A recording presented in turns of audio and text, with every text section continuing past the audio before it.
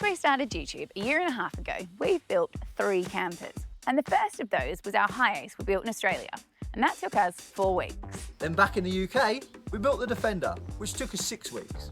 Next was the Sainsbury's van, which took us 9 weeks. And now we're on with the Pinsgower. But we're 10 weeks in, and we still don't even have a roof. But hopefully, today's the day that all changes, because we've picked the roof up from the powder coaters, and she's going on. But first things first, we need to get the old girl moving.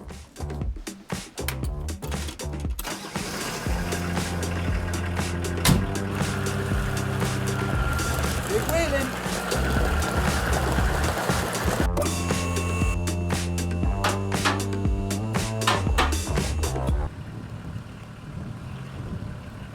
You're about to hit the bump. Yeah, you're good, steady. Whoa. Right, about there. Now the next job we're on with is we need to take the weight of the roof so we can get the blocks of wood out and we can lower it down. And to do that, we're going to use the trusty gearbox jack, which I've never used to do any gearboxes, more for house renovations. Because I made this frame up that goes on top of it, and what we used to do is chuck the old plasterboards on top of the frame, jack it up, and that's how we used to fix them into the ceilings. But today, it is going to be my pop-top roof installer. Ready? I'm ready.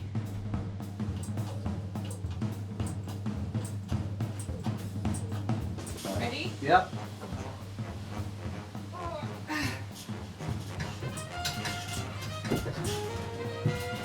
Yeah, right. I've got it, so just pull that wood out. Yeah. Yeah. I don't know if I'm going to get camel toe. Should we leave the camel toe bit in? Goes low. Does anybody want to see Jess's camel toe? No! I need to like move this simultaneously. Oh no, see that means that's taking the weight Yeah, no, out it down. no, that's what we want. We want it to come down and then the weight will be sitting on it. Okay, but what about that corner that's not down though, John?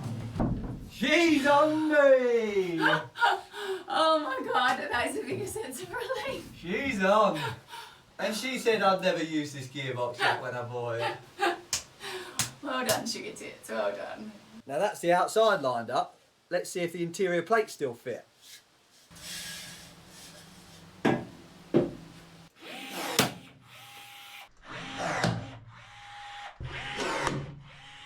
And we're on to the last bit, securing the outside. And we thought there was a lot of rivets in the Sainsbury's van.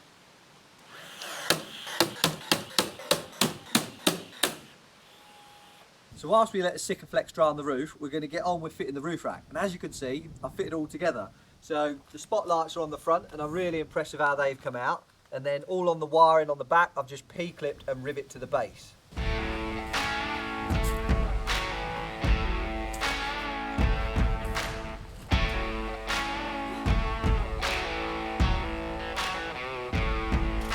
What do you reckon?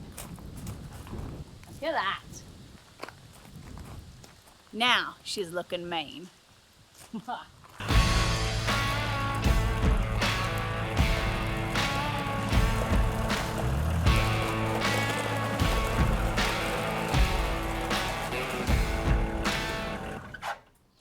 Well, I'm really impressed with how it's looking, but one thing it's not doing is working, so we need to get it popping. So whilst we do that, we need to speak to you about this week's sponsor, Incogni. Incogni is a personal information removal service, and they get you off of data brokers' lists and keep your personal information safe and private. Until we started working with Incogni, I had no idea what data brokers were or how they could affect us. So here is my simple explanation. So data brokers make profiles about you with information they get from lots of different sources from across the internet. And then they sell these profiles to different companies like marketers, recruiters, and insurance agencies. These profiles include things like your date of birth, your national insurance number, and even your health information. They're also responsible for most of the robocalls and spam emails you get too. And if that's not bad enough, these databases are frequently hacked, which means criminals can do things like steal your identity and take out loans in your name. Now, data protection law says you can be removed from these lists, but companies make a lot of money from it, so they make it hard work and time consuming to do. But that's where Incogni come in, because all you have to do is sign up, give them the right to work for you, and they'll do the rest. Using Incogni has saved me 48 hours of work already and had me removed from 64 lists. So if you want to take control of your personal information, then Incogni have given us a massive 60% discount on an annual plan. So all you have to do is put the code TRUEBLUE in at the checkout, and I'll put a link in the description. Another test for my nerves. We need to go taller. And John's super safe setup. Don't you look, you health and safety buffs. Nick, I'm so sorry. Right. Yeah.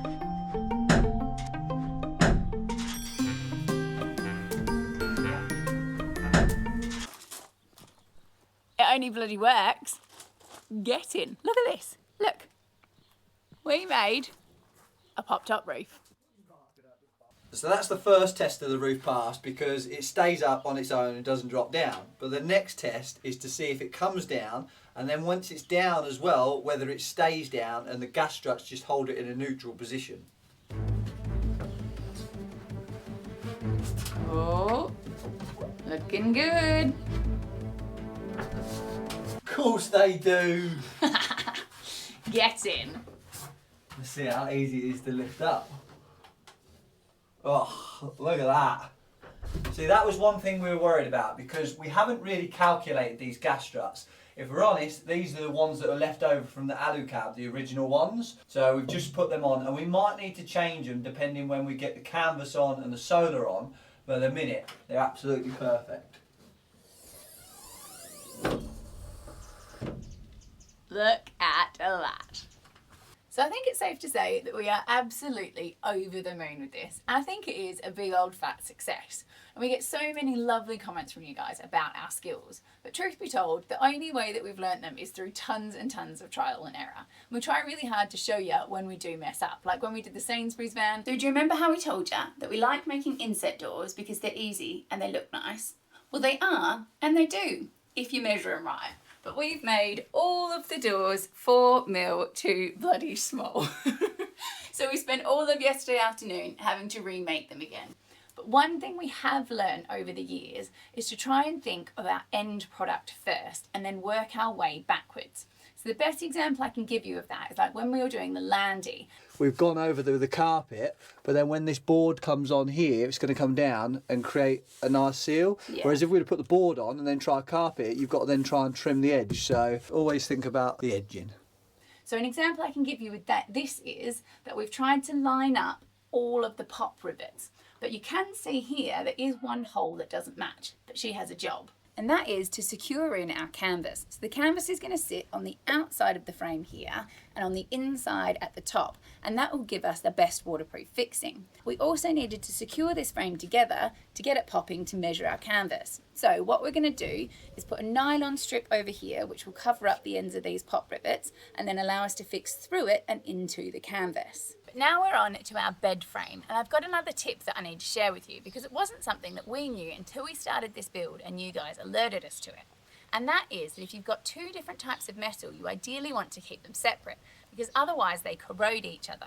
So throughout the build, we've tried to at very least have paint between two different types of metal, but wherever possible, we've got silicons and sealants or something else. So for example, with the bed here, we don't want to put silicone on because otherwise it'll pop through the perforated sheet. So we're using some fabric tape and we've put that on, so that will hopefully keep these two separate and also help prevent any rattles.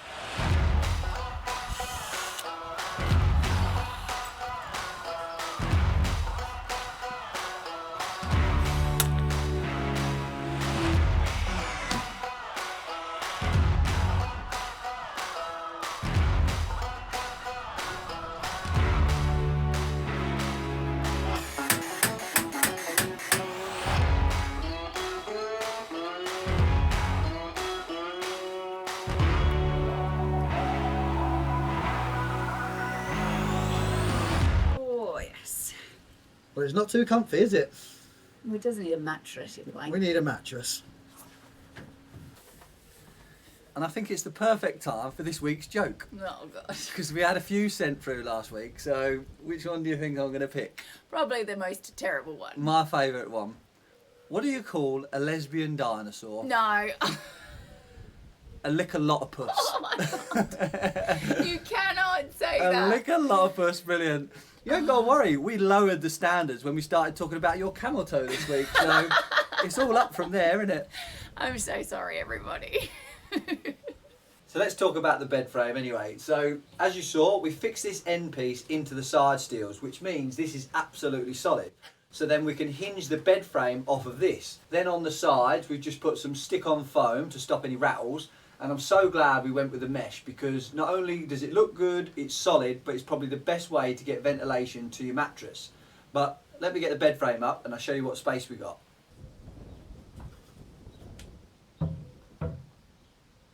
Now don't worry, this is just a temporary fix, because it will have gas struts on the side and the bed frame will lift up just like the roof does. Now the reason I haven't sorted that up till now is because I didn't know what pitch the roof's going to be, and also it had all the clecos down the side. But as you can see, we've got plenty of space in here and I can walk all the way down to where the passenger door starts. Now, there's loads of different styles of pop-top roofs and there's pros and cons to them all. But my favourite for this kind is the fact that your bed's always made up with your sheet, your duvet and your pillows and everything like that. So it's just pull it down and away you go to sleep. And then the same in the morning, you just pull the bed frame down, pull the roof down and away you go. Which for me and Jess and the way we travel real quickly is perfect. So we're most of the way there with the roof now. There's only a couple of jobs left, and by far the biggest is the canvas. Now you guys know that we love to give just about anything a go, but I also know my limits. And while I'm so proud of the things I have sewn, like the upholstery for all the cushions in our campers, the high lift jack boot that I made, and the cutlery storage for the landy, I'm also self-taught and I only have a household sewing machine. So I know that trying to make multi-layered windows with bug screens in them and something that's super important that it's waterproof is a bit beyond me for now. So now that we've got the roof made and on, we can get it all measured up and we can get one ordered. Good morning everyone. Now, you might have noticed the last 2 weeks there's been no Triple T, and if I'm honest, it's because Jess found a little section on the YouTube stats and it shows you what people do in the video and where they fast forward or where they skip back to. And people were skipping my Triple T. Now, given it was only 2% that were doing it, but I have to say it hit me where it hurts really, so that's why I knocked it on the head a little bit. But then I had loads of messages saying that you wanted it back, so it's back, baby. So this week on Tool Talk Tuesday, I want to speak to you about 18 volt and 12 volt gear, because I've had a few questions recently about why I'm getting more 12 volt gear and what are the benefits and negatives between the two. Now the most obvious thing is the size difference, but also when it comes to the size, you get the weight as well. So the 18 volt gear is pretty heavy, whereas the 12 volt gear, it's lightweight, it's small, it's compact, so it means I can get into tight spaces, but also I can use it to get real precise cuts, like for example when I was cutting the belly locker doors the other day. But with the smaller size comes less power. So when using this 12 volt drill, for example, if you're trying to drill thick steel or you want to use a hole saw, they're just not really up to the task. The other thing to think about is there's only a 10mm chuck on these smaller ones, whereas a 13mm on the 18 volts. So without a doubt, my favourite and go-to is the 12 volt gear. But if I could only buy one, it'd have to be the 18, because it just does all the bigger jobs that the smaller stuff can't do. But we'll have Poppy and Daisy tell you what the 12 volt gear is. A great little addition to the workshop.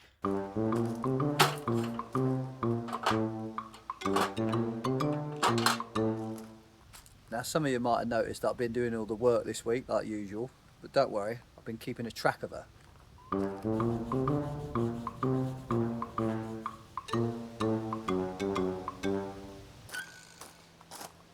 So, Oh, here she is, look. hello. I've just been telling them how you've been slacking off recently. Slacking off? Been And for a week. I've been keeping an eye on her, so let me fill you in, right? Oh no. So yesterday, 9:50, she went in for a water break. 11:11. I went in to fill up my water bottle. 11:11 wee break. 11:25 lunch. 12:10 another drink break. Again, fill up my water bottle because it's hot. 13:11 wee break.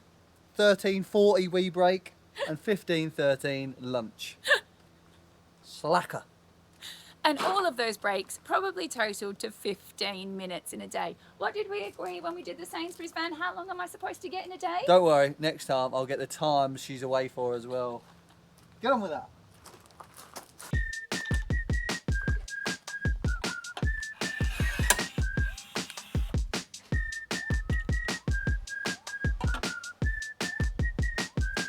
Well, Big Red has got her eyes back. A bit of a modern upgrade from the old blocks of wood we found when we took them off to paint it.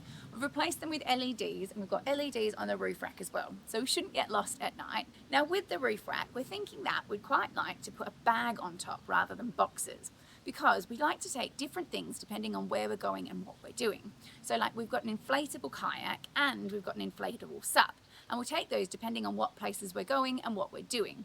Also, like with us going to Iceland with it, we'll probably need to take extra clothing. So it'd be really nice to have a bag to go on the top that we could be flexible with the space with, rather than being locked into boxes. It will also hopefully be a bit lighter too.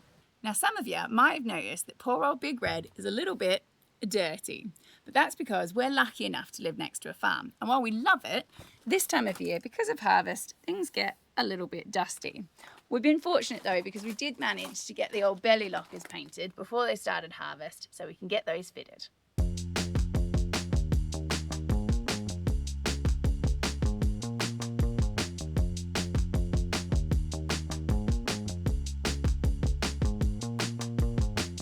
The last one. So what I've done to get a better seal on the pipe coming out the back here as well is I've got a bit of alley plate and I've cut a hole in it, so that'll slide over there, and then I can silicone the back of the plate, push it on so I can get a seal from the outside and the inside too.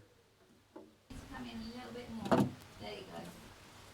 Well, the time has come to fit this old piece of the past. She's been shot blasted, she's been lacquered, so let's see if she looks any good.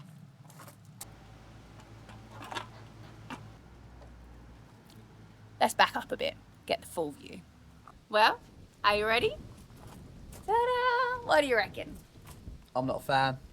I love the water filler point, like, I think that looks brilliant, but the lockers, before it used to look real mean and real different, whereas I think with the lockers it looks a bit tame and looks a bit boring. So. Oh, see, I think it fills it in and joins it up. I think without the lockers it looks a little bit like, you know, when kids lose their front teeth and they've got gaps. Anyway. But it'll do. They're practical anyway. They're definitely practical. Now the last job we got to do to get it watertight is to get this gull wing sealed up. Now we got this plate painted, the seals come in the post, so let's tick another job off the list.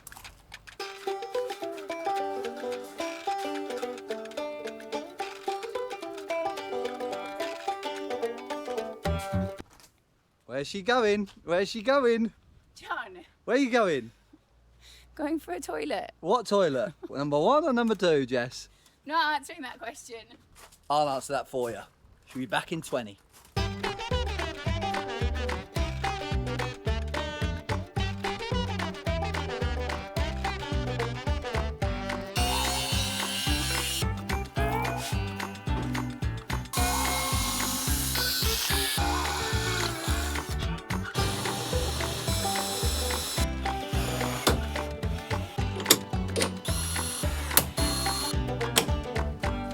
Now, are you ready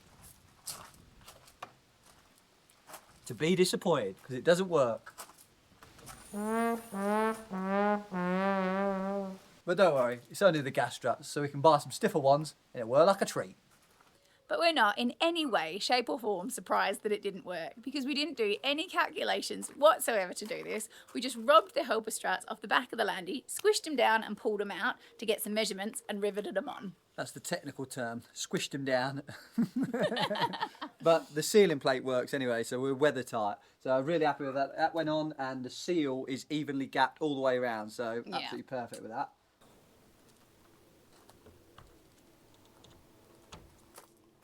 Well, if you've made it this far this week, you deserve a medal because you've endured toilet humour, dad jokes, offending people, the sexualisation of dinosaurs, and God knows what else. So I thought that I would make a change and finish this video with a little bit of culture, because we got the loveliest comment last week from Pete. Pete the poet, I've renamed him. He wrote us a lovely little poem and I wanted to read it to you. So here it is. The alarm goes off and it's Saturday morning. No time to stay in bed yawning. Down the stairs and the telly goes on. It's time for another great video from Jess and John. Look over there, it's Jess with her awesome guns. And then there's John with his witty puns. Not sure about that bit, Pete. Today Big Red's getting a spanking new alley top, all made with a lovely bit of kit in the workshop. A bit of cutting and welding here and there, and a swanky storage box appears from nowhere. A length of rubber soon forms a seal, and another storage box is fitted over the rear wheel. The fire truck is no more, it's now a camper, to be sure. But there's still a lot of work for our intrepid duo to complete. which is fantastic because it means another video is coming next week. So on that note, we wanted to leave you guys there. Whoa. No. Now, Pete, whilst I love your poem, I'm very impressed. I've got one for you. No. Roses are red, lilies are whiffy. One look at you, and I get a stick. I tried. I'm so sorry. Thanks so much for watching, and don't forget about the Incogni link in the description. I've got no hope.